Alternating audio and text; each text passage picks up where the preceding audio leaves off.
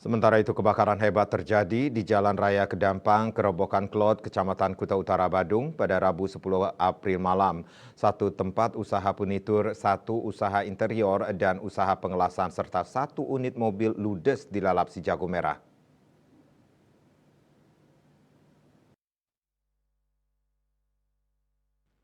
Kasih Polres Badung Ibda Putu Soekarmo Kamis 11 April menjelaskan kebakaran itu terjadi pukul 22 WITA. Pemilik tempat usaha tersebut yaitu Andi Sakera dan Ikadek Dharma Putra. Dari keterangan saksi Lilis 37 tahun pukul 21.20 WITA dihubungi oleh bosnya Andi selaku pemilik salah satu usaha furniture minta tolong untuk datang ke TKP karena ada kebakaran di dekat usahanya.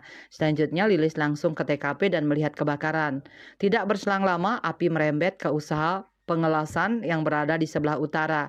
Saat itu saksi melihat tabung las meledak dan api membesar merembet ke tempatnya bekerja.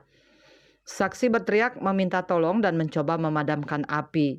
Ibda Putu Soekarmo mengungkapkan telah terbakar 3 unit tempat usaha beserta isinya, termasuk satu mobil pick-up milik Darmalas. Kerugian materi belum bisa dipastikan karena pemilik masih berada di luar Bali. Kertanegara Bali Pos melaporkan.